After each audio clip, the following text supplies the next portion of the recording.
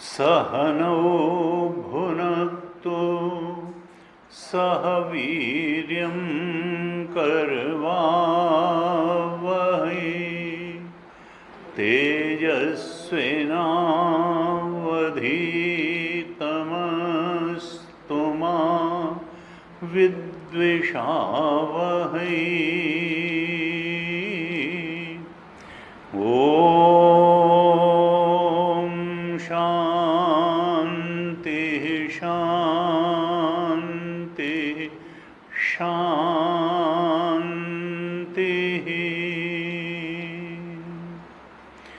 सदाशिवसमारम्भां शङ्कराचार्यमध्यमाम्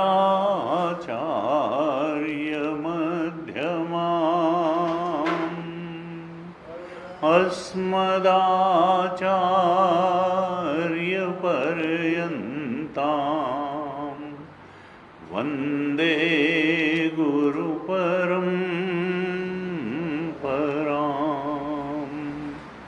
अज्ञानतिमिरान्धस्य ज्ञानाञ्जनशलाकया चक्षुरुन्मीलितं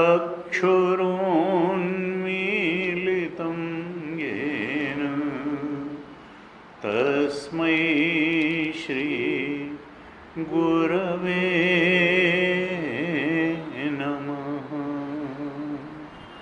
तस्मै श्री गुरवे नमः। ध्यान श्लोकों को पाठ करते हैं। ओम पार्थाय प्रतिबोधितां भगवता नारायणेन स्वयं व्यासेन ग्रथितां पुराणमुनिना मध्ये महाभारतम् अद्वैतामृतवर्षिणीं भगवतीम् अष्टादशाध्यायिनीम् अम्ब त्वामनुसन्दधामि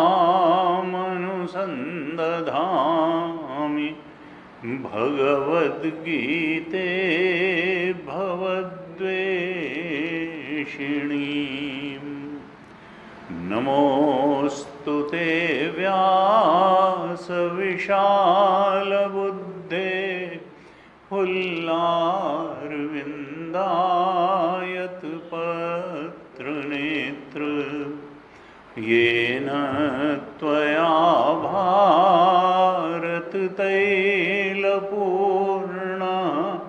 प्रज्वालितो ज्ञानमयः प्रदीपः प्रपन्नपारिजाताय स्तोत्रवेत्रैकपाणये ज्ञानमुद्राय कृष्णाय गीतामृतदुहे नमः। सर्वोपनिषदो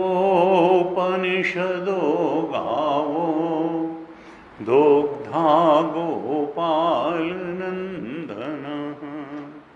पार्थो वत्सः सुधीर्भोक्ता दुग्धं गीतामृतं महत् वसुदेवसुतं देवं कंसचाणूरमर्दनं देवकी परमानन्दं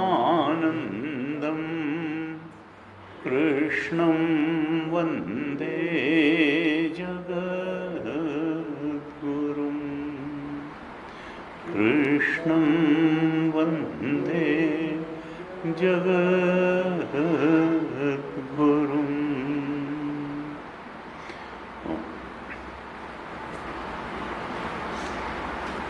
कुछ श्लोकों का पाठ कर लेते हैं। 5वें भगवद गीता के 5वें अध्याय पे हम चर्चा कर रहे हैं, तो कुछ श्लोकों को पाठ करके फिर चर्चा करें। आप दोहराइए। अथ पंचमोऽध्यायः अर्जुन उवाच सन्न्यासं कर्मणां कृष्ण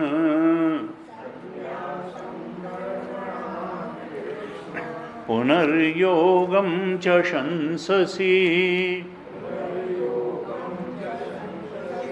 यच्छ्रेययेतयोरेकम् तन्मे ब्रूहि सुनिश्चितम्। श्रीभगवानुवाच सन्न्यासः कर्मयोगश्च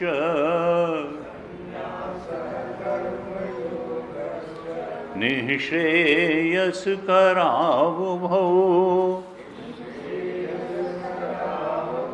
तयोस्तु कर्म सन्न्यासात् कर्मयोगो विशिष्यते। ज्ञेयः स नित्यसन्न्यासी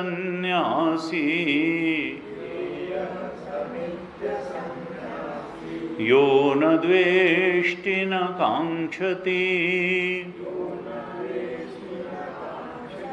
निर्द्वन्द्वो हि महाबाहो सुखं बन्धात् प्रमुच्यते। सांख्ययोगौ पृथक् बालाः प्रवदन्ति न पंडिताः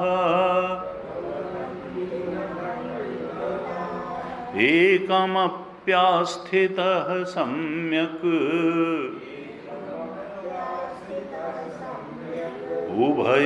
उभयोर्विन्दते फलम्। यत्साङ्ख्यैः प्राप्यते स्थानम् तद्योगैरपि गम्यते।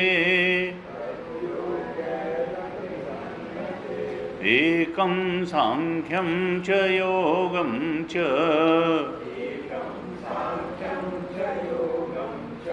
यः पश्यति स पश्यति सन्न्यासस्तु महाबाहो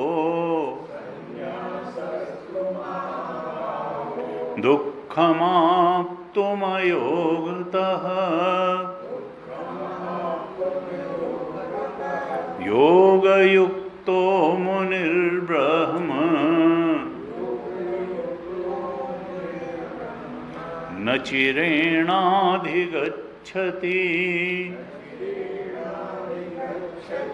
योगयुक्तो विशुद्धात्मा विजितात्मा जितेन्द्रियः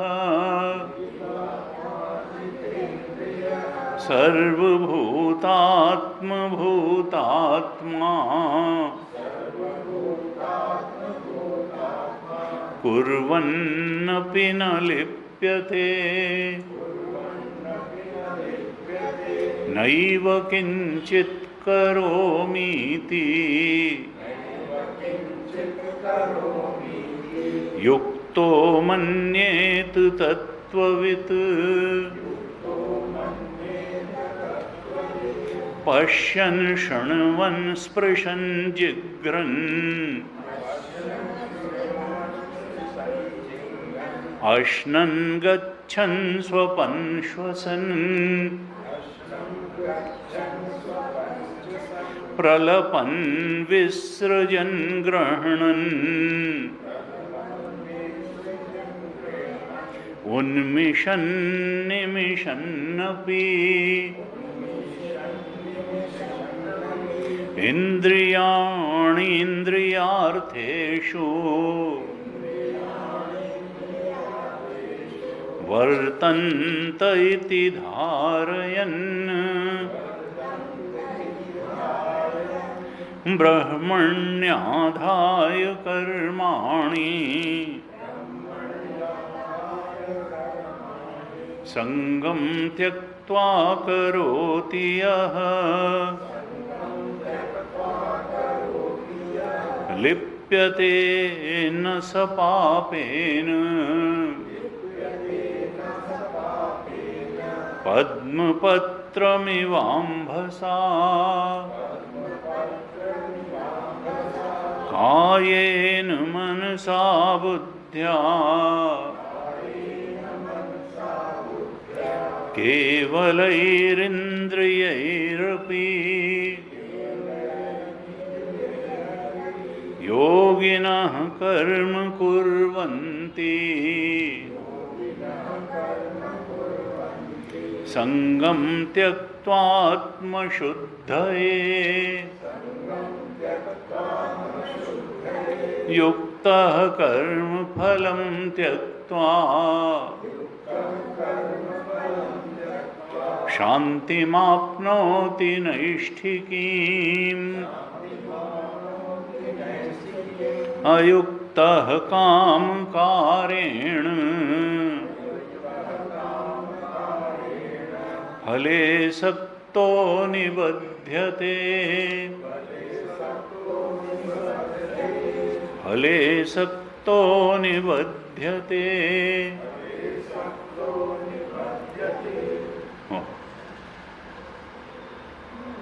श्रीमद् भगवत गीता में भगवान अर्जुन को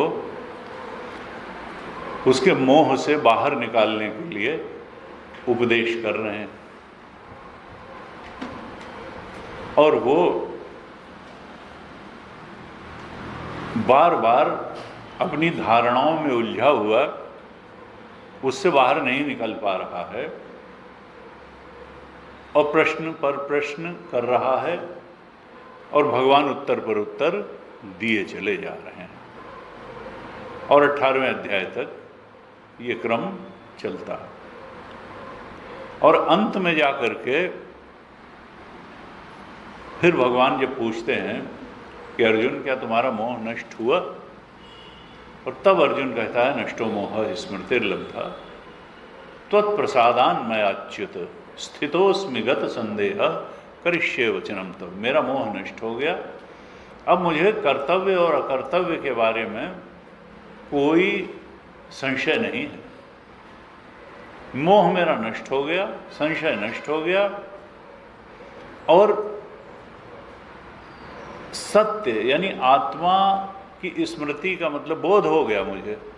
मुझे याद आ गई कि मेरा स्वरूप क्या है, संसार सत्य और असत्य का भी मुझे बोध हो गया,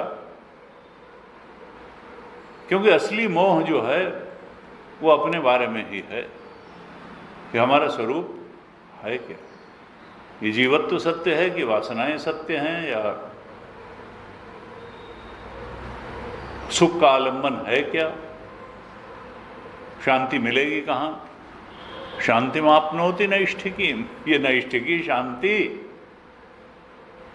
ये नैष्ठिकी शांति धन में मिल जाएगी बहुत कमाने से, या पद कमाने से मिल जाएगी, या बहुत परिवार बसा के संतान उत्पन्न करने से मिल जाएगी। ये मिलेगी कहाँ नैष्ठिकी शांति? और जो सुख हमको तलाश है उसका स्रोत है क्या? तो शांति मापना, 5वें अध्याय में हमने पढ़ा, अभी आएगा। शांति मापनोति नैष्ठिकीम, नैष्ठिकी शांति जो अंदर खोजेगा उसको मिलेगी। बाहर तो त्रिगुण का पसारा है और हम त्रिगुण के परे वाले चेतन हैं, और हमको तलाश त्रिगुण के अंदर की किसी चीज की नहीं है। वो तो इस शरीर को भोजन छाजन पानी देने वाली चीजें ही दे सकता है। त्रिगुण से बना हुआ संसार इस त्रिगुण से बने हुए शरीरों के लिए की आवश्यकता पूर्ति तो कर सकता है, ये इसको चरम और परम शांति और सुख नहीं दे सकता, क्योंकि हम हैं चेतन और जड़ में इतनी ताकत नहीं है कि हमको वो शांति और सुख दे सके जिसकी हमको तलाश है। इस चेतन को तलाश है परम चेतन की, और वास्तव में तो हम परम चेतन हैं ही। ये तो हमारी मोह है, भ्रांति है कि हम इच्छाओं में कैद चेतन, हम अपने अंतःकरण में कैद चेतन, प्रतिबिंबित चेतन अपने को मान के बैठे हैं। वास्तव में तो चेतन के टुकड़े हो ही नहीं सकते। सत्यम ज्ञानम अनंतम ब्रह्म, जो चेतना हमारे अंदर है, ज्ञानात्मक सत्ता हमारे अंदर बैठी हुई है, जो ज्ञानम है वही सत्य है। जड़ता सत्य नहीं है, तीन शरीर सत्य नहीं है, वी से लेके OET तक BMI और PFT ये सत्य नहीं है। सत्य जो है ओंकार है, वही सत्य है और वही चेतन है, वही ज्ञानात्मक सत्ता है। और ये कैसी है? ये अनंतम है। सत्यम ज्ञान, हमने तैत्तिरीय उपनिषद में पहला ही ब्रह्मानंद वल्ली का वाक्य पढ़ा था कि सत्यम ज्ञानम अनंतम ब्रह्म। तैत्तिरीय उपनिषद में कहा जो सत्य है वो ज्ञान स्वरूप भी है। क्यों? क्योंकि वो जड़ नहीं है, ज्ञानात्मक सत्ता है, जो कुर्सी मेज जैसा नहीं है। सत्य जो है वो चेतन भी है और वो अनंत है। अब अनंत दो तो हो नहीं सकते, नहीं तो फिर दो सत्य हो जाएंगे। अनंत तो एक ही हो सकता है। इसका मतलब क्या है कि जड़ के उपनिषद की दृष्टि में, गीता की दृष्टि में जो चेतन सत्ता है उसके अलावा जो कुछ भी है वो हमारी भ्रांत दृष्टि के कारण है। वो केवल और केवल वासनाओं का प्रक्षेपण है, वो वृत्तिस्थ है, वो स्वप्नवत है। झूठऊ सत्य जाहि बिनु जाने, जिम भुजंग बिनु रजु पहचाने, और जहि जाने जग जाए हेराई, जागे जथा सपन भ्रम जाई। हमको तो उधर बढ़ना है, लेकिन बढ़ेंगे कब? जब ये जान पाएं कि वो केवल सत्य ही नहीं है, वो केवल चेतन ही नहीं है, वो आनंद भी है और उसी की हमको तलाश है, वही शांति भी है। जब तक हमको धन में ही सुख और शांति दिखाई देती रहेगी, तब हम अपना सारा समय, ऊर्जा और विचार मल्टी मिलियनर बनने में ही लगाए रहेंगे।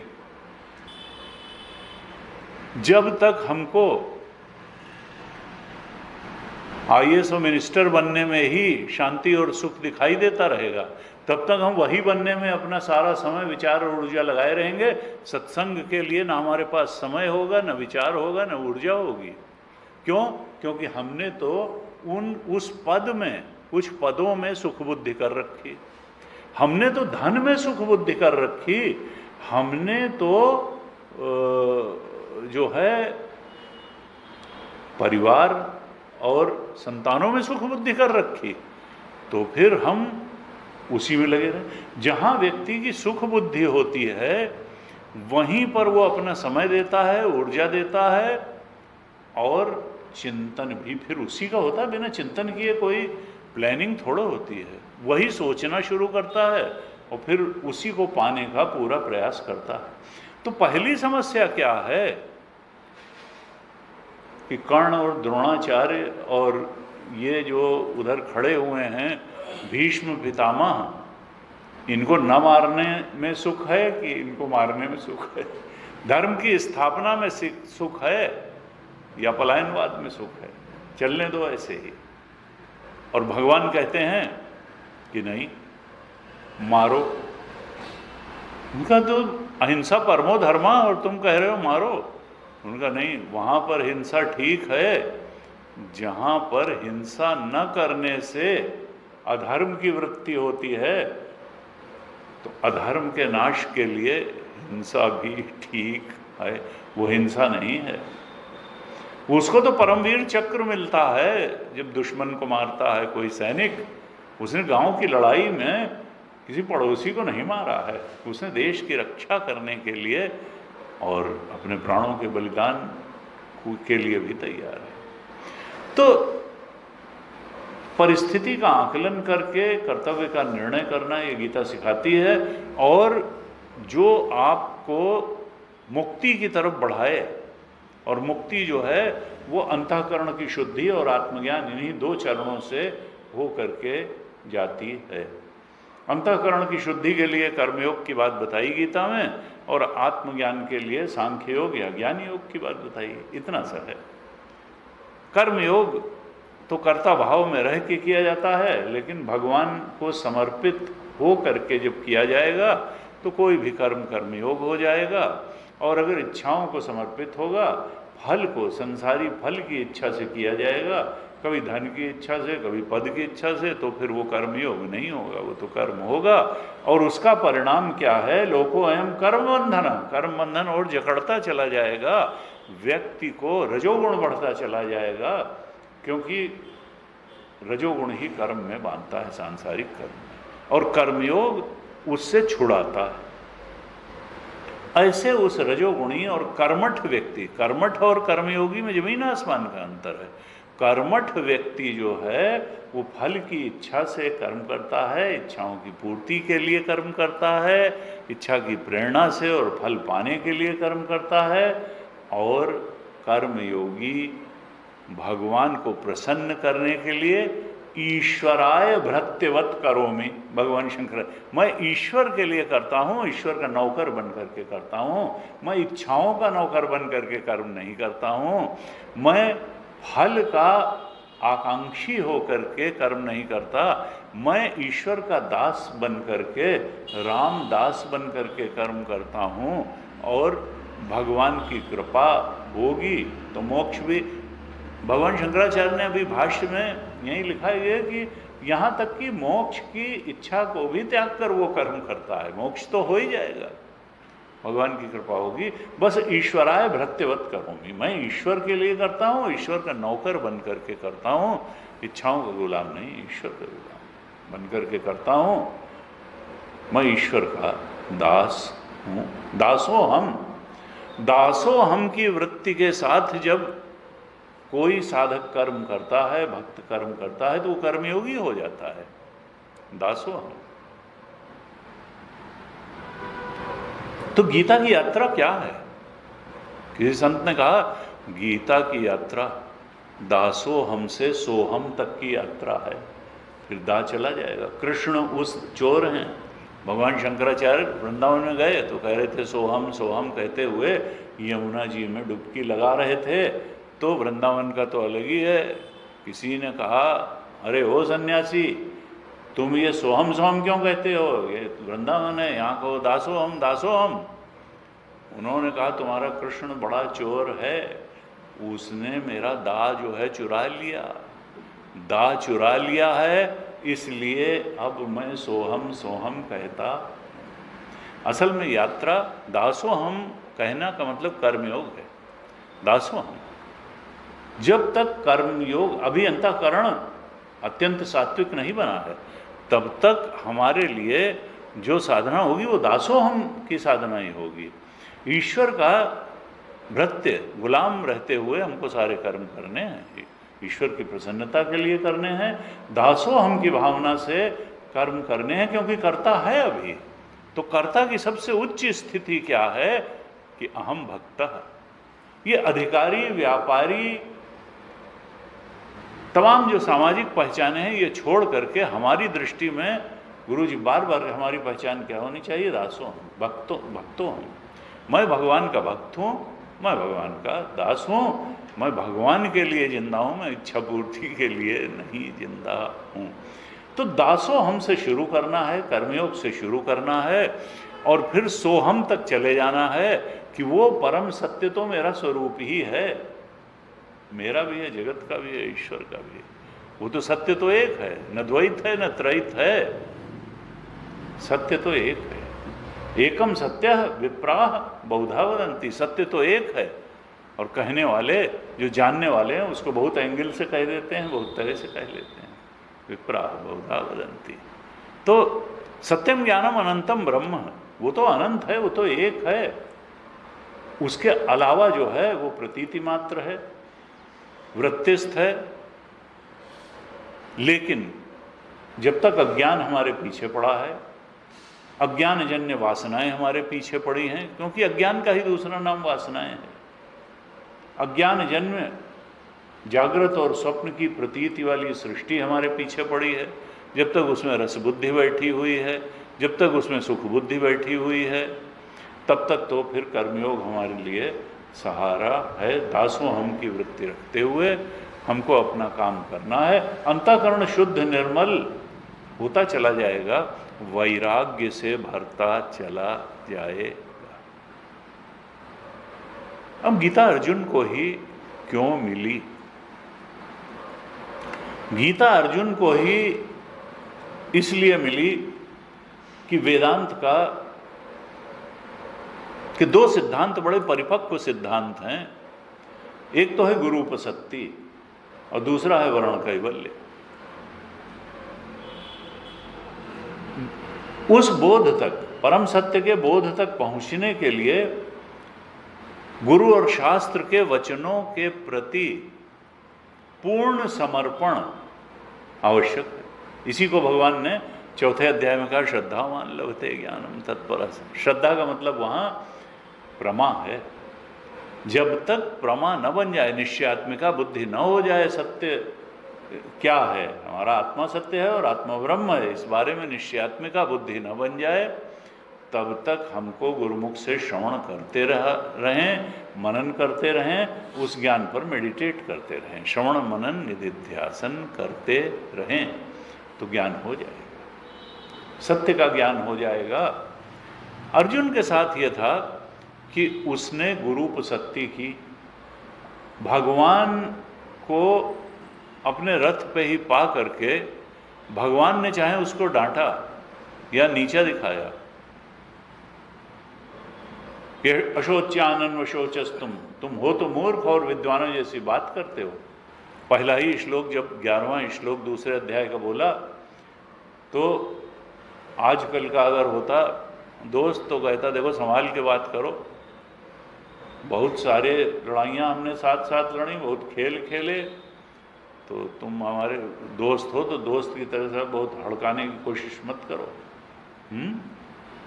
अशोच्यानन वशोच प्रज्ञावान शुभाषी से गतासून नानुशोचंती, कि पंडित तो शोक नहीं करता है, जो ज्ञानी है उसको शोक का, जो प्रतीति है उसमें तो वो है ही नहीं। जब जागने के बाद सपने की बात के लिए क्या शोक करना कि बीमार पड़ गए थे और ये हो गया था और लॉस हो गया था और रिजेक्शन हो गया था और प्रमोशन नहीं हुआ था।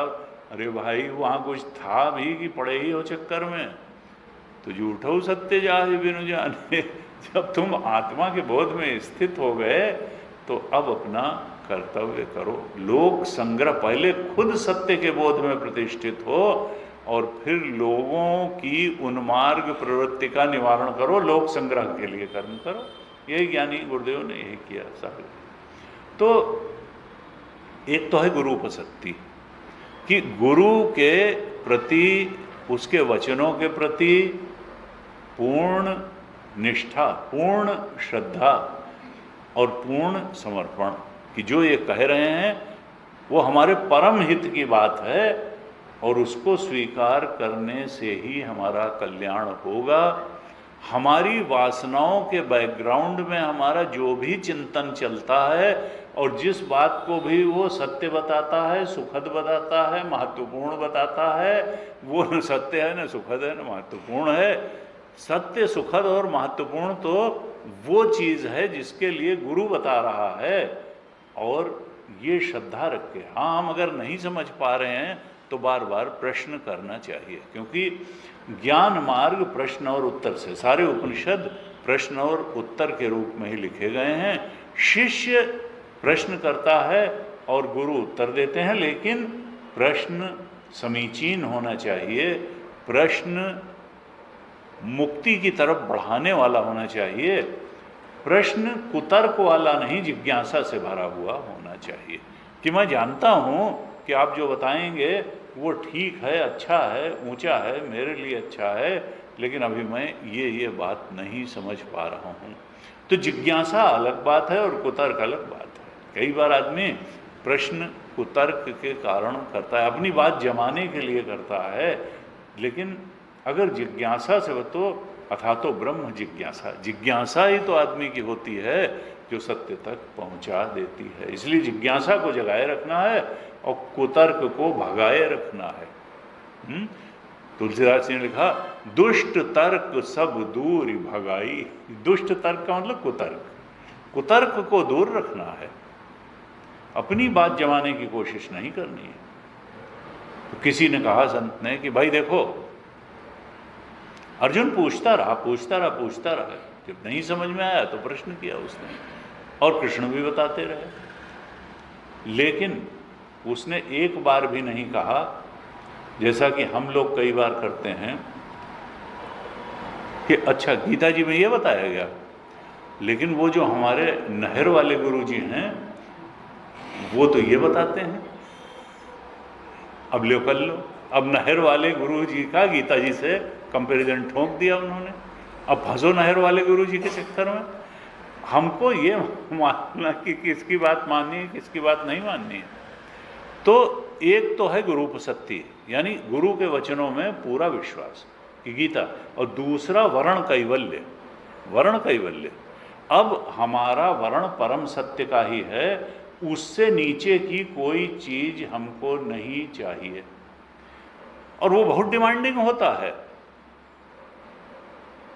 बहुत त्याग मांगता है, बहुत वैराग्य मांगता है। तो वर्ण कैवल्य जब होगा और हम ये कहेंगे कि भाई हमको ये चाहिए, यही चाहिए, हर कीमत पर चाहिए, तो कीमत चुकानी पड़ेगी। और कीमत क्या चुकानी पड़ती है? वैराग्य के रूप में। क्योंकि हसब ठठाए और फुलाऊ बगालू और एक संग नहीं होए भुआलू। तुलसीदास जी ने कहा ठठा करके हंसना और गाल फुलाना एक साथ नहीं होता है। कई बार क्या है कि हम अगर मंत्री या अधिकारी पद को ही बहुत बड़ी बात मान के बैठे रहेंगे, उसी में सारा समय चिंतन और ऊर्जा देते रहेंगे, हम धन कमाने में ही सारा समय चिंतन, उसी को सुख का केंद्र मान करके, तो फिर सत्संग के लिए हमारे पास न समय बचेगा, न ऊर्जा बचेगी, न विचार करने के लिए दिमाग में कोई ताकत बचेगी।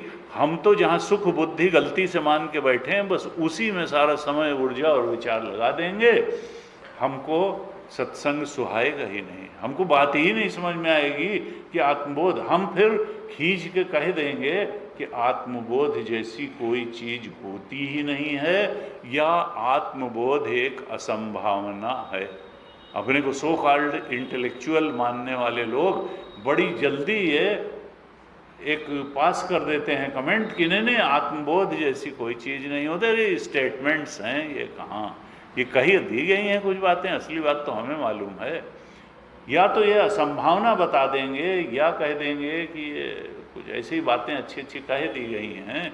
लेकिन गुरु जी कहते थे, देखो शास्त्री कुर्वन्ति शास्त्राणि, अगर शास्त्र को जीने वाला कोई नहीं है तो शास्त्र किताब के पन्नों पर लिखे हुए कुछ काले अक्षर भर है।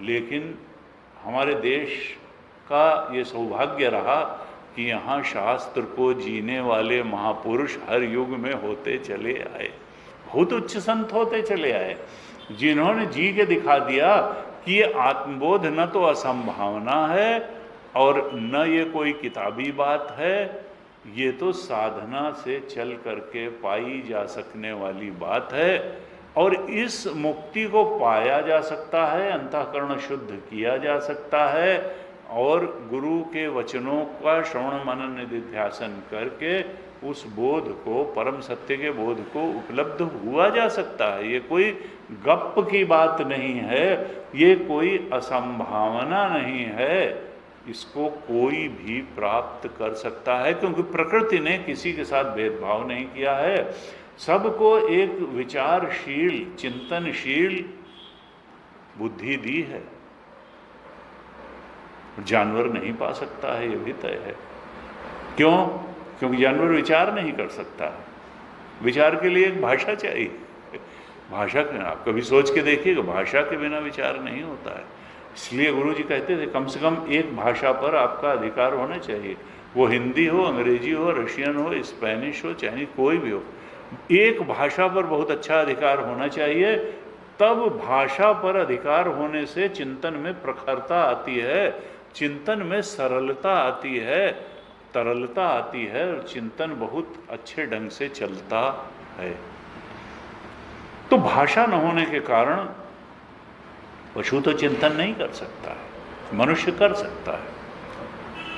वो संसार में कहीं सुख बुद्धि करके उसका चिंतन करेगा, उसके लिए तत्पर संयतेंद्रिय होगा, उसमें श्रद्धा रखेगा तो वही उसको मिल जाएगी। और आत्मा में अगर श्रद्धा रख करके आत्मा का चिंतन करेगा, उसके स्वरूप को समझने का लगातार प्रयास करेगा, उसमें शास्त्र और गुरु का सहयोग लेगा, उनका अनुकरण, तो निश्चित रूप से उसको मिल जाएगा। अभ्यास योग युक्तेन, 8वें अध्याय के 8वें श्लोक में कहा, अभ्यास योग युक्तेन चेतसा नान्यगामिना परमम पुरुषम दिव्यम याति पार्थानुचिंतयन्। 8वें अध्याय के 8वें श्लोक में भगवान कहते हैं कि जब बार बार सत्संग करता है, बार बार आत्मचिंतन का ही अभ्यास करता है, आत्म सत्य को ही परम सत्य वर्ण स्वीकार करके गुरु के शास्त्र और शास्त्र के वाक्यों से उसके स्वरूप का चिंतन करता है, अभ्यास करता है, यही चिंतन रूप अभ्यास ही है वेदांत का। अभ्यास योग युक्तेन चेतसा, तब उसमें ऐसा रस आने लगता है, ऐसी शांति आने लगती है जो विषय निरपेक्ष शांति है। चेतसा नान्यगामिना, उसकी चेतना भटकती नहीं है फिर संसार में, वो जानता है कि सबसे बड़ी चीज का चिंतन हम कर रहे हैं, मुक्ति की तरफ बढ़ रहे हैं, उसका स्वाद आता है। अभ्यास योग युक्तेन चेतसा नान्यगामिना, और कहीं नहीं जाती है। परमम पुरुषम दिव्यम याति पार्थानुचिंतन, उस दिव्य परम पुरुष को, उस ब्रह्म तत्व को चिंतन द्वारा ही प्राप्त कर लेता है। लगातार अनुचिंतन, लगातार चिंतन करके, तो वेदांत की यही साधना है। निधिध्यासन का मतलब ये है सजातीय वृत्ति प्रवाह। ज्ञान गुरु के उपदेश से हुआ, संशय का निवारण मनन से हुआ, और फिर उस संशय निवृत्त ज्ञान में दृढ़ता निधिध्यासन से आई, सजातीय वृत्ति प्रवाह से, बार बार के लगातार चिंतन से उस आत्मा के स्वरूप के हम जान गए कि हम जीव चेतन नहीं, हम ब्रह्म चेतन हैं। ब्रह्म चेतन थे, अज्ञान के कारण हम अपने को जीव चेतन समझ रहे थे, लेकिन हमने अपने ब्रह्म चेतन स्वरूप को पा लिया। नष्टो मोह स्मृति लब्ध्वा, स्मृति को प्राप्त कर लिया अपने ब्रह्म स्वरूप की, मोह नष्ट हो गया। कैसे हुआ? पहले कर्मयोग और उसके बाद में गुरु के वचनों का श्रवण मनन निधिध्यासन करके। तो एक चीज हुई गुरुपसक्ति। अगर हमने गुरु पर पूर्ण विश्वास नहीं किया, और अर्जुन के चरित्र में ये चीज दिखाई देती है। किसी संत ने कहा कि जैसे हम लोग कहते हैं ना, कहा कि भाई वो नहर वाले जो हैं उन्होंने तो ऐसे कह दिया, अच्छा वो फलाने वाली किताब में तो ऐसे लिखा हुआ है, तो वो तो ये बताते हैं। उनका भाई फिर तुम भटकते ही रहोगे। श्रुति वेदांत में यही कहा कि पहली चीज तो प्रमाण के बारे में निश्चय होना, तो श्रुति परम प्रमाण है, उसके और स्मृति दूसरे नंबर पर प्रमाण है, और इनके अनुकूल अंश में ही अन्य सारे ग्रंथ और संत प्रमाण हैं। अगर कोई ग्रंथ या संत इनसे हट के बात करता है तो जरा सावधान हो जाओ उसकी बात से। और अर्जुन, किसी ने कहा यह भी कह सकता था कि भाई बात तो आप कर रहे हो, लेकिन देखो हमारे एक बड़े भाई हैं, हमारे एक बड़े भाई हैं और वो धर्मराज हैं। वो धर्मराज हैं, वो ऐसे ही फोकट में नहीं धर्मराज कहे जाते हैं। तुमने जो भी बात कही है उसको ठीक है, तो देखो तुम कह रहे हो कि मैं रोगग्रस्त हूँ, मोह, क्योंकि मोह सकल नृत कर मूला तिनते पुण्य उपजय और मानस रोग का छुक में गाए। तो मोह, काम, क्रोध, लोभ, मद, मत्सर, इन सबको मानस रोग कहा गया। और बार बार भगवान यही इशारा कर रहे हैं तुम इन रोग से मुक्त हो। रोग से मुक्त होना ही मुक्ति है।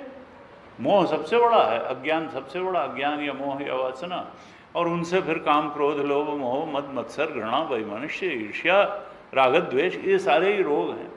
तो तुम हमको रोगी कहे चले जा रहे हो, और उस रोग की दवाई तुम कर्मयोग, सांख्य योग बता करके हमको उन रोगों से मुक्त करके बोध की स्थिति में ले जाने की जो बता रहे हो।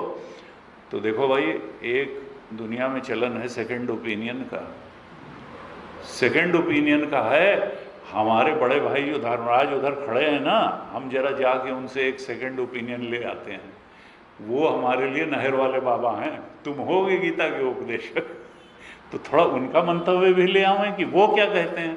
और फिर आकर के भगवान का दिमाग खाता कि वो ये कह रहे हैं, तो भगवान तो कहते हैं कि जाओ, हम तुमको कुछ बताएंगे ही नहीं। लेकिन उसका क्या है, वर्ण कैवल्य था, गुरूप सत्य भी थी और वर्ण कैवल्य भी था कि नहीं, ये जो बताएंगे वो सबसे अच्छी बात होगी, इसमें नो सेकंड ओपिनियन। यही जो है, इन्हीं से जो बात हमको प्राप्त होगी वो हमारे परम कल्याण का हेतु बनेगी, और यह इन्हीं के प्रति हमारा पूरा समर्पण है। गुरूप सत्य भी यही है और हमारा वर्ण कैवल्य भी यही है। जो ये आत्मबोध की बात बता रहे हैं कि यो माम पश्यति सर्वत्र सर्वम च मयि पश्यति तस्याहम न प्रणश्यामि सच में न प्रणश्यति। जो मुझे सब जगह देखता है वही असली देखता है। यह पश्यति सब पश्यति, जो सर्वभूतात्मभूतात्मा, सबको अपने अंदर देखता है, अपने को सब वही असली देखता है। ये दृष्टि जब मिले तब मुक्ति हो, ये दृष्टि मिलना ही मुक्ति है। लेकिन उसने गुरूप सत्य रखी, उसने वर्ण कैवल्य रखा, और जब उन्होंने इशारा किया कि भाई वैराग्य, यदा ते मोह कलिलम बुद्धिर व्यतितरिष्यति तदा गंतासि निर्वेदम श्रोतव्यस्य श्रुतस्य च। जब भोगे हुए और सुने हुए सारे ही भोगों आकर्षणों से वैराग्य हो जाएगा, स्वर्ग के सुने हुए से भी और पृथ्वी के भोगे हुए भोगों से भी वैराग्य, यानी ये दिख जाएगा कि वो बार बार ले जाकर के एक अशांत और दुखद स्थिति में खड़ा कर देते हैं। वो हमको वो तृप्ति, संतोष नहीं दे पाते हैं जिसकी हमको तलाश है, तब वैराग्य होगा। परीक्ष लोकान कर्मचितान ब्राह्मणों निर्वेदम। जब हम परीक्षण करते चले जाएंगे लोक के आकर्षणों और उनकी प्राप्ति, उनके भोगों का, तो मालूम पड़ जाएगा कि ये लगता है देखत सोना लगे सकल जग कांच है। अरे भाई पलटू, जीवन कहिए झूठ तो मरना साँच है। तो ये कहा कि भाई देखो, निर्वेद, त्याग, वैराग्य, अर्जुन ने 18वें अध्याय में जा करके अंत में यही तो प्रश्न किया, संन्यासस्य महाबाहो तत्वम इच्छामि वेदुतम। मैं संन्यास के तत्व को जानने की इच्छा करता हूं। 18वें अध्याय का पहला ही श्लोक है। त्यागस्य च ऋषिकेश पृथक्केश निषूदन। ये हे ऋषिकेश, हे मन और इंद्रियों को प्रेरित करने, ऋषिकेश माने ऋषि मतलब इंद्रियां, ऋषिक इंद्रियों का प्रेरक तो आत्मा है? चक्षुष वो मन का मन है, वो चक्षु का चक्षु है, वो प्राण का प्राण है, वो नेत्र का नेत्र है, वो कान का कान है, ऐसे केनोपनिषद में कहा।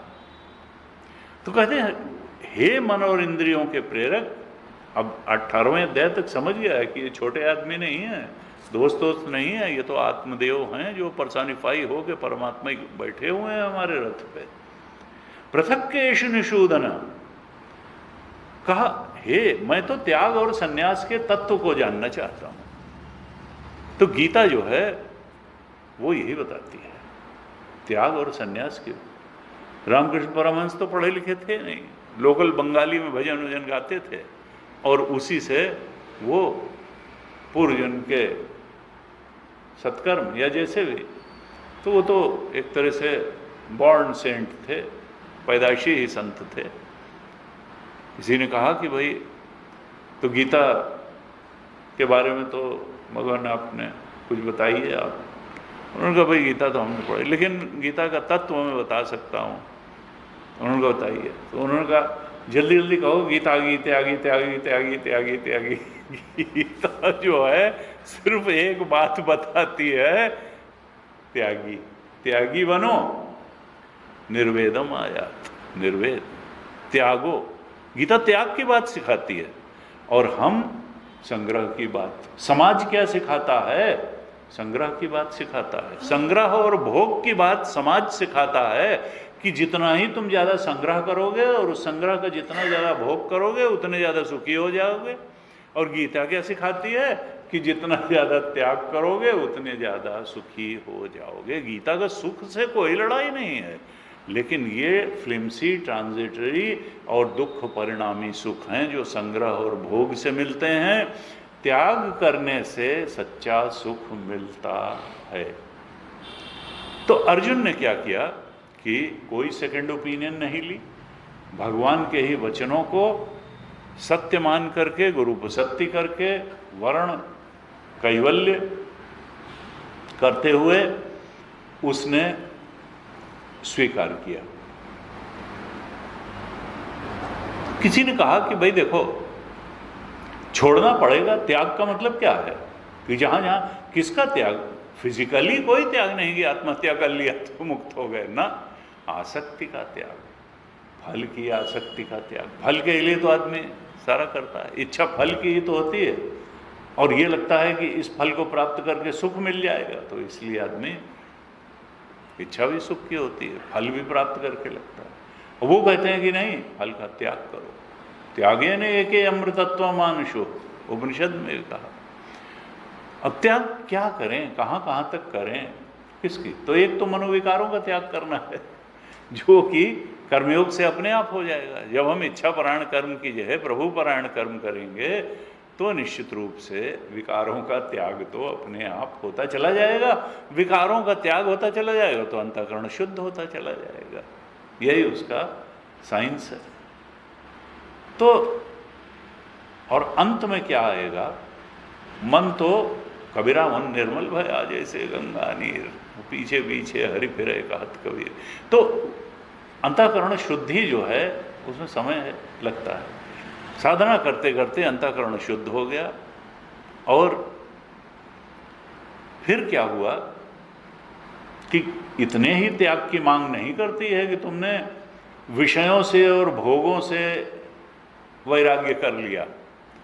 श्रोतव्य से श्रुतस्य चाहते ही नहीं, सुने हुए और भोगे हुए भोगों से ही वैराग्य नहीं कर लिया। तुम अभी बचे हो, तुम अपने को नहीं छोड़ना चाहते हो क्योंकि तुमको लगता है कि भाई, और गीता कहती है जब तक तुम अपने को भी नहीं चढ़ा दोगे भगवान के चरणों में तब तक भगवान नहीं मिलेंगे। सब कुछ की आसक्ति छोड़नी है, उसके बाद में इस जीवत्व को भी वहां अर्पित करना है। अगर जीवत्व को भी पकड़े रहे तो ब्रह्मत्व प्रकट हो नहीं पाएगा।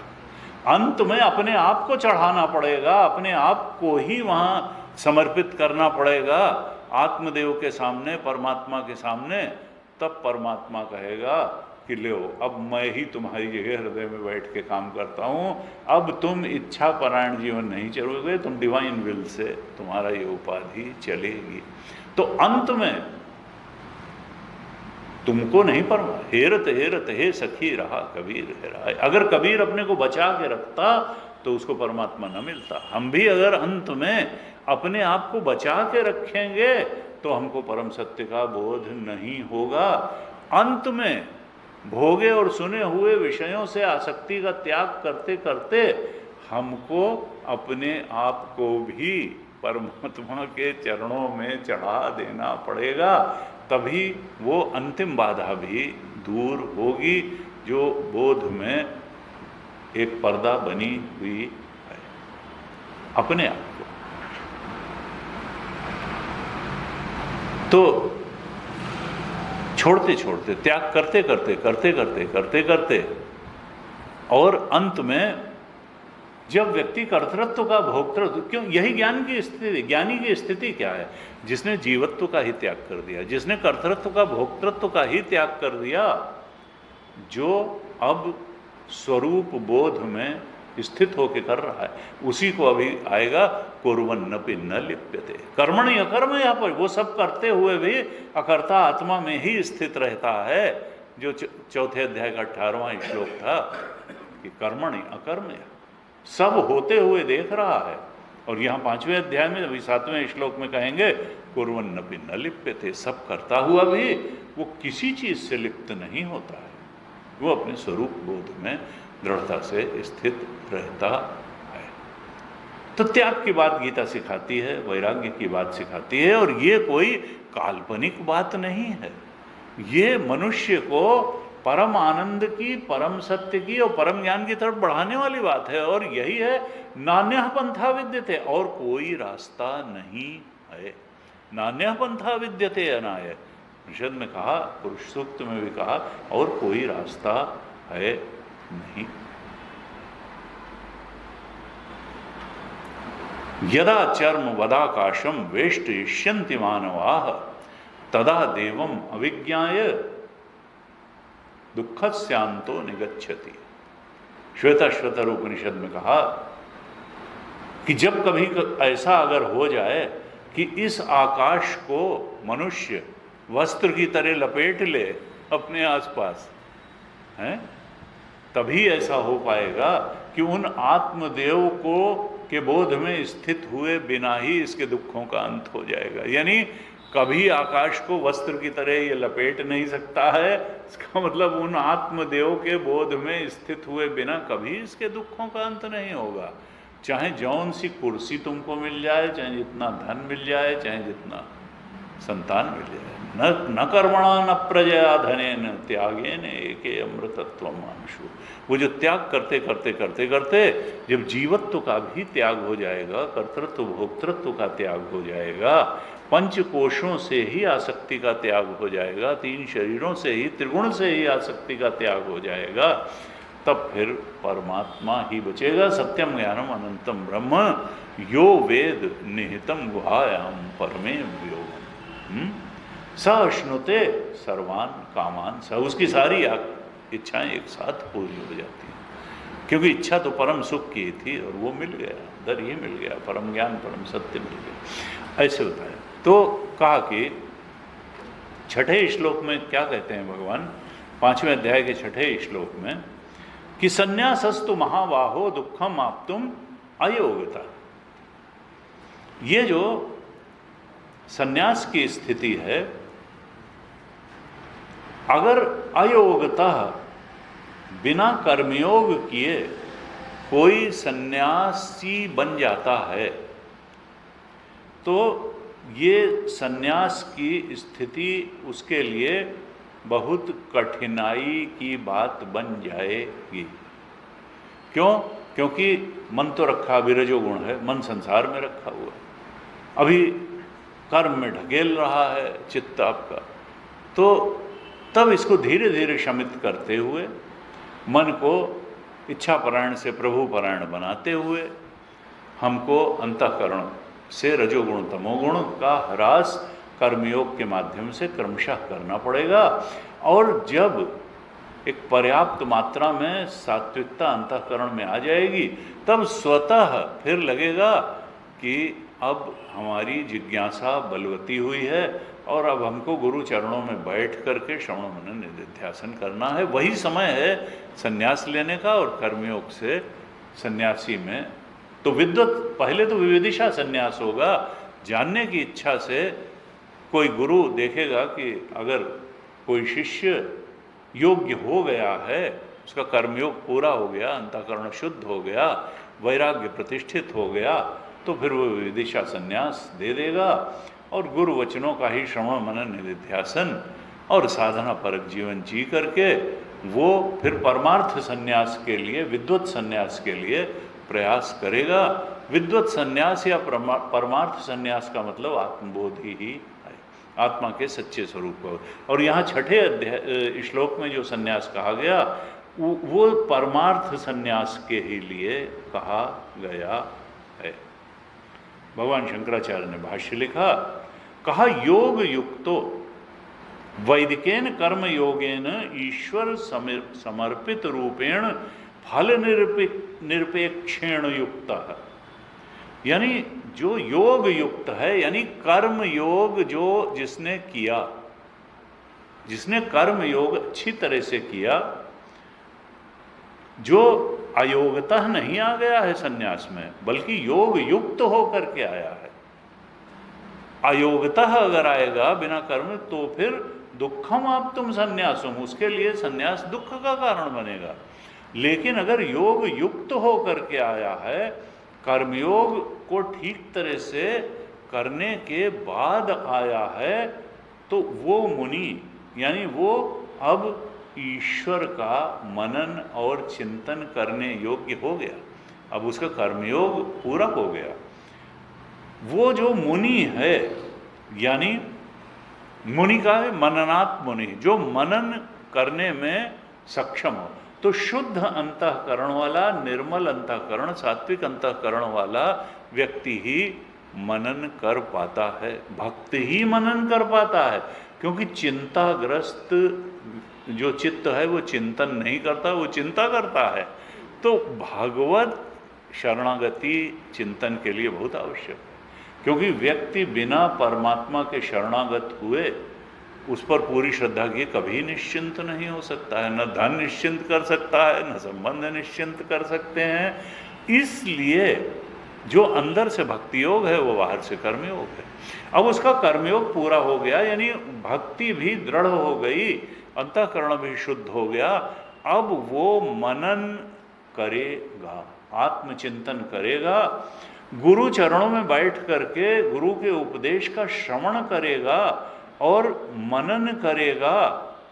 और ऐसा जो श्रवण के पश्चात मनन करने वाला है, और गुरुपसत्ति तो करेगा ही, तब तो गुरुपसत्ति और वर्ण कैवल्य के बिना क्यों करेगा श्रवण मनन। श्रवण कर मनन करेगा तब वो मुनि कहलाएगा, क्योंकि मनन श्रवण के बाद ही होता है वेदांत में। ऐसे हम बैठ करके कुछ भी मनन करेंगे तो बचपन की बात सोचेंगे, कभी हम दफ्तर की बात सोचेंगे, कभी बाजार की सोचेंगे, कभी कहीं की, कभी कहीं की।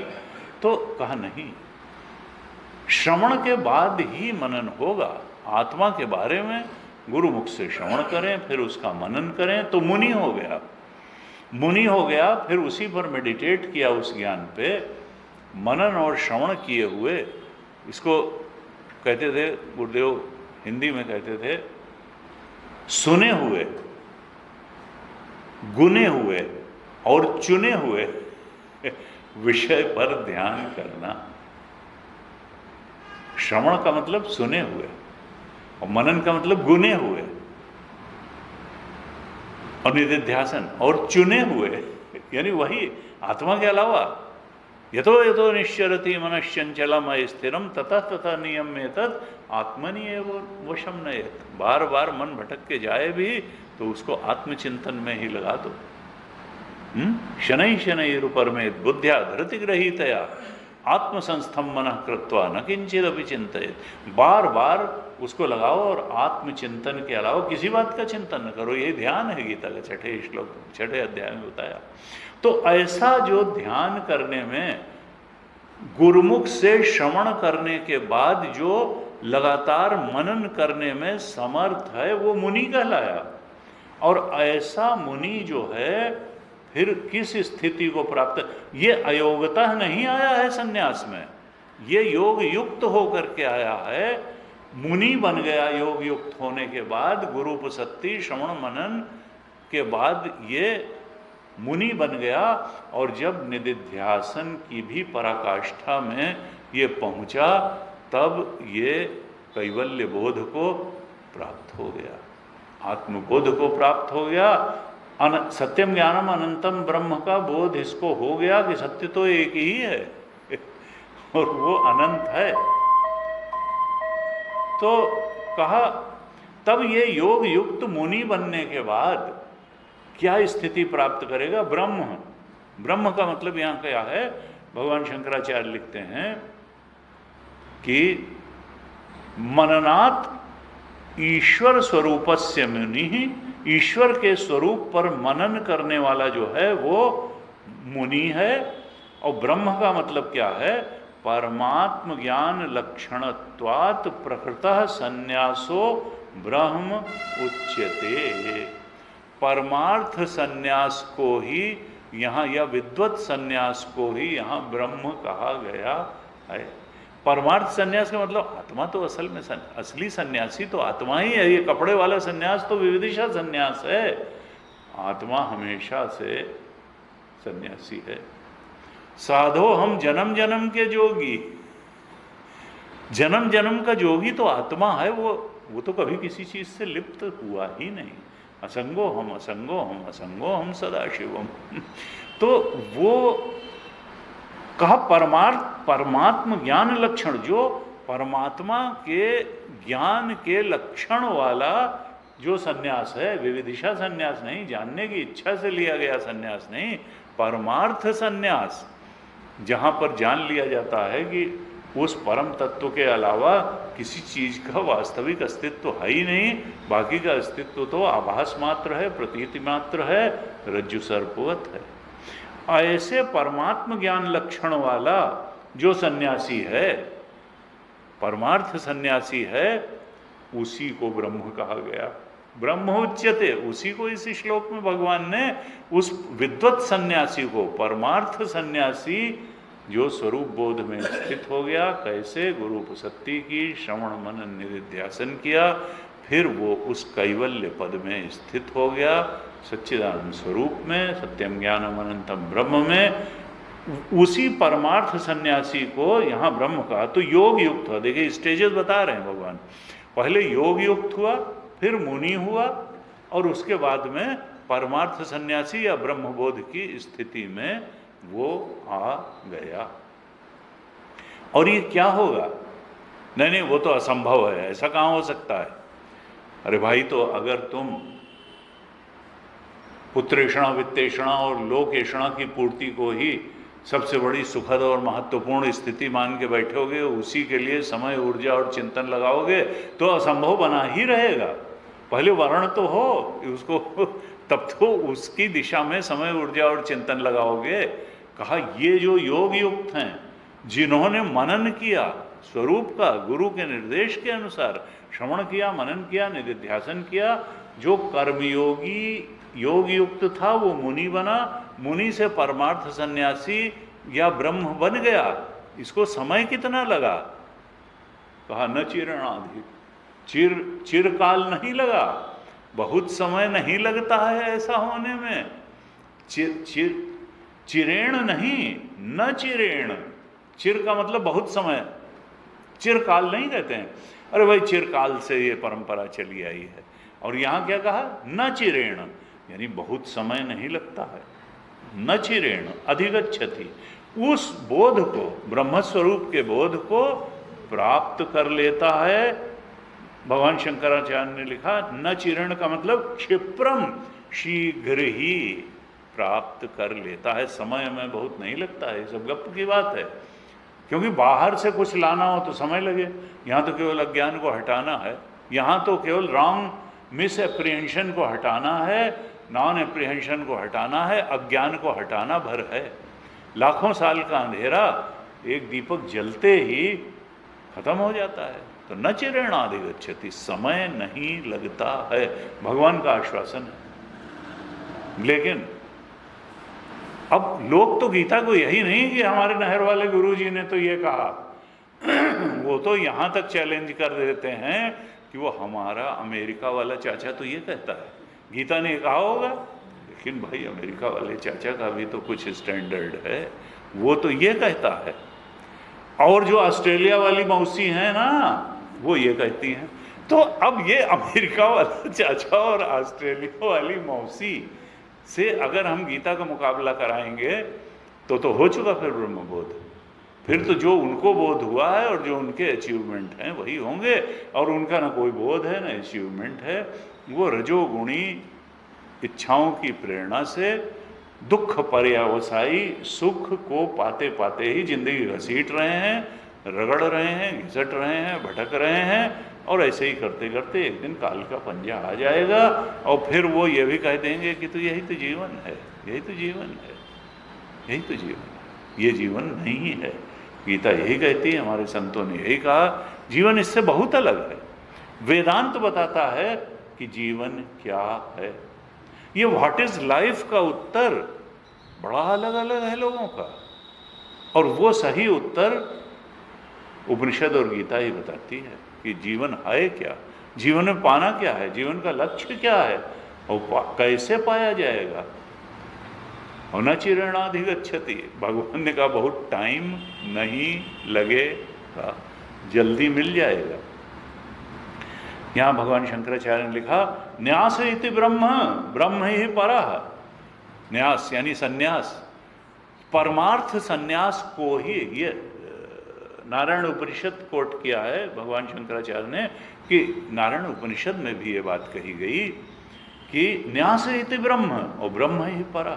सन्यास को ही ब्रह्म नाम से, परमार्थ सन्यास, विविदिशा सन्यास को नहीं, परमार्थ सन्यास को, जो योग युक्त होने के बाद मुनि बनेगा, श्रवण मनन निधिध्यासन करके ब्रह्म स्वरूप को प्राप्त करेगा, तो वो परमार्थ सन्यासी जो है वही ब्रह्म है। न्यास इति ब्रह्म, परमार्थ सन्यास को ही ब्रह्म कहा गया, और ब्रह्म ही परा, फिर ब्रह्म से बढ़ करके और कुछ नहीं है।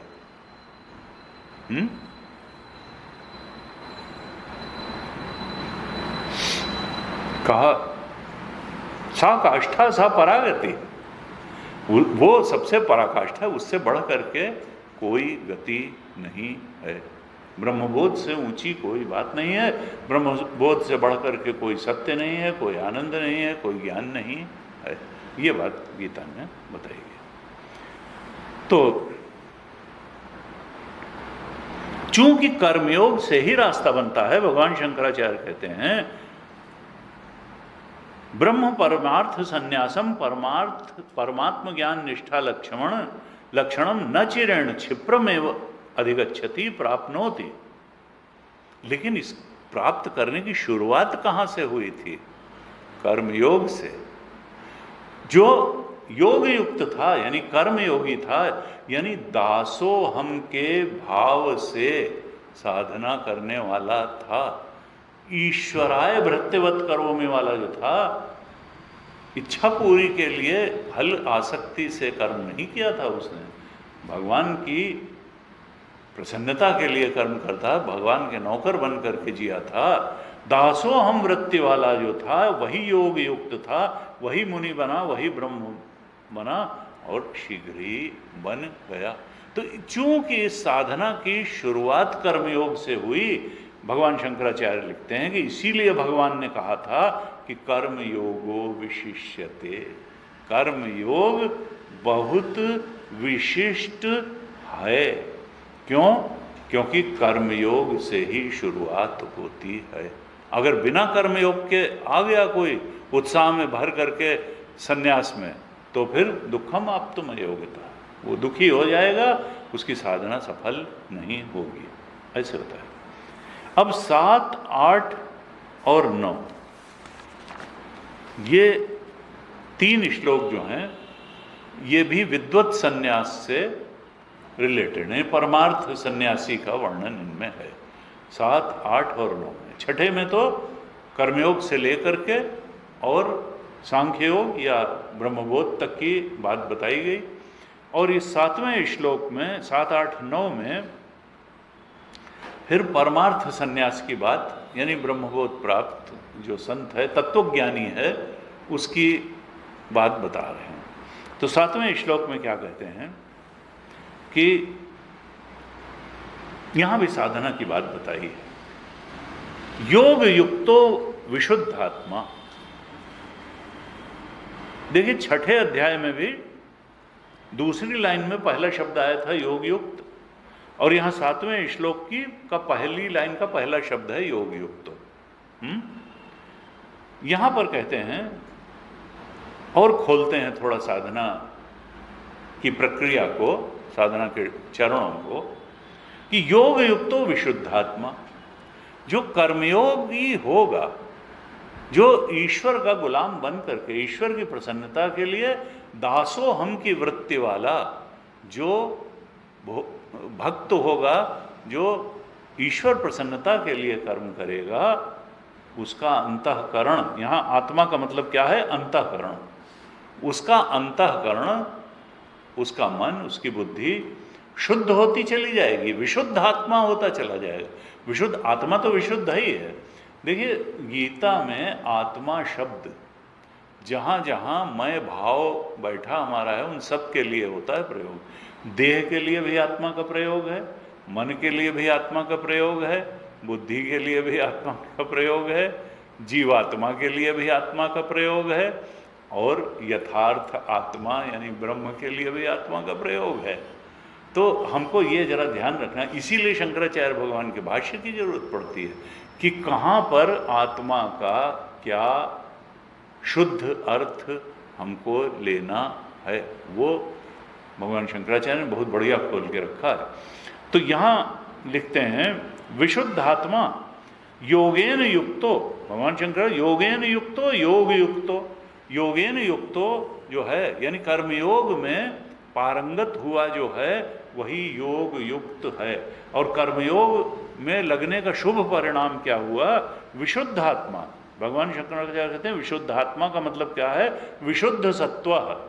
विशुद्ध सत्व यानी उसका अंतःकरण बिल्कुल सात्विक बन गया। जब योग युक्त हुआ तो विशुद्ध अंतःकरण वाला हो गया, सात्विक अंतःकरण वाला हो गया, या विशुद्ध आत्मा हो गया, निर्मल अंतःकरण वाला हो गया। और फिर क्या हुआ? विशुद्ध आत्मा के बाद कहा विजितात्मा। भगवान शंकराचार्य अर्थ करते हैं विजितात्मा का विजित देह। अब उसने देह को भी जीत लिया, यानी तितिक्षा है उसके अंदर। ये नहीं कि भाई सत्संग में आए और कहा 15 मिनट में बता दो भाई बात जो बतानी है, हमको और भी बहुत सारे काम हैं। तितिक्षा, ध्यान में बैठे और उसके बाद में हर जगह जैसे कोई चींटियां चलने लगी शरीर भर में, और जिन्हें क्या क्या गर्मी लगने लगी, और वही 10 ही मिनट बाद कहा कि भाई उठो, ये कहाँ बवाल में फंसे, थोड़ा टीवी खोलो देखो तो कुछ शांति आवे चित्त में, ये कहाँ ध्यान में फंसे। जिसको कभी खांसी नहीं आती है उसको खांसी चढ़ जाएगी ध्यान में बैठते ही, जब तक अभ्यास ना हो। अब जिन्हें क्या क्या होने लगेगा शरीर में, दबी छुपी हुई सारी वृत्तियां जो है उस समय निकल के आएंगी। तो कहा विजित देह, वो देर तक बैठ सकता है, यानी तितिक्षा उसकी हो चुकी है, योग युक्त है, ईश्वरार्पित कर्म वाला कर्मयोगी है। उसका अंतःकरण विशुद्ध आत्मा, अंतःकरण बिल्कुल निर्मल है, और विजितात्मा उसका देह जो है वो भी नियंत्रण में है। साधना में बाधक नहीं बनता है देह, साधक बनता है। विजितात्मा, देह के स्तर पर भी उसकी देह उसके कहने में है, विजित आत्मा है, विजित देह है। और फिर कहा जितेंद्रिय, इंद्रियां भी उसके कहने में हैं। देखिए, जब अंतःकरण सात्विक हो जाता है तो इंद्रियां हमारी बात मानती हैं। रजोगुणी अगर अंतःकरण है तो इंद्रियां उसको अपनी बात मनवाती हैं कि वहाँ चलो, अब ये खाएंगे, उनसे मिलेंगे, ये सुनेंगे। लेकिन सात्विक अंतःकरण वाला जब अपनी इंद्रियों से कहता है कि भाई तुम अब थोड़ा स्वाध्याय में लगो, तुम थोड़ा सत्संग में चलो, तो फिर वो मान लेती हैं बात। तो जितेंद्रिय है, यानी इंद्रियां भी उसकी आज्ञा में रहती हैं। विजित इंद्रिय, ये नहीं कि जो मन हुआ वही खाया और जहां मन हुआ वही गए, जो मन हुआ वही सुना, ऐसा नहीं। जितेंद्रिय है, इंद्रियां भी उसकी आज्ञा में रहती हैं। और कहा सर्वभूतात्म भूतात्मा, तब ऐसा जो योग युक्त है, विशुद्धात्मा है, विजितात्मा है और जितेंद्रिय है, उसको वो कहाँ पहुंच जाता है? ब्रह्म। योग युक्तो मुनिर्ब्रह्म, जहां वो छठे श्लोक वाला योग युक्त मुनि के माध्यम से ब्रह्म तक पहुंचा था, उसी मुनिर्ब्रह्म को यहाँ कहा सर्वभूतात्म भूतात्मा, कि वो अब देखता है कि ब्रह्मा से स्तंभ पर्यंत, यानी ब्रह्मा से लेके तिनके तक सब कुछ का अधिष्ठान उसकी आत्मा ही है। सब में उसकी आत्मा है और सब कुछ उसकी आत्मा में है। सर्वभूतात्म भूतात्मा, भाष्यकार ने लिखा सर्वेषाम ब्रह्मादीनाम स्तंभ पर्यंतानाम भूतानाम आत्मभूता, आत्मा प्रत्यक्ष चेतनो यस्य सब सर्वभूतात्म भूतात्मा सम्यकदर्शी इत्यर्थ। इसका मतलब वो अब सम्यकदर्शी है, वो सत्य को सत्य देख रहा है और प्रतीति को प्रतीति देख रहा है। वो जान रहा है कि जो अब परमार्थ संन्यास रूप जो ब्रह्म तत्व जिसका उसने साक्षात्कार किया है, वो सर्वाधिष्ठान है और सब कुछ का प्रकाशक है। वो सेल्फ इफल्जेंट है, वो सब कुछ का अधिष्ठान है और सब कुछ का प्रकाशक है। वो अपने को सर्वभूतात्म भूतात्मा के रूप में देखता है। और जब इस बोध में स्थित हो जाता है तो इंद्रियां भी हैं, शरीर भी हैं, आभासी सत्ता अंतःकरण की भी है, कारण शरीर या वासनाएं समाप्त हो गई हैं ज्ञान से, अज्ञान का नाश हो गया है। तो कर्म तो होते हैं। भगवान शंकराचार्य ने लिखा सतत्र एवं वर्तमानो लोक संग्रहाय कर्म कुर्वन् अपि न लिप्यते। ऐसा व्यक्ति फिर लोक संग्रह के लिए ही कर्म करता है और उस कर्म को करते हुए भी उस कर्म से लिप्त नहीं होता है। कुर्वन् अपि न लिप्यते, लोक संग्रहाय कर्म कुर्वन् अपि न लिप्यते। ऐसा नहीं कि कर्म नहीं करता है, अभी तो हैं ही इंद्रियां उसके कहे में, वो तो और अच्छा कर्म करेगा। अंतःकरण भी शुद्ध है, इंद्रियां भी कहने में है, सब चीज देह भी ठीक है।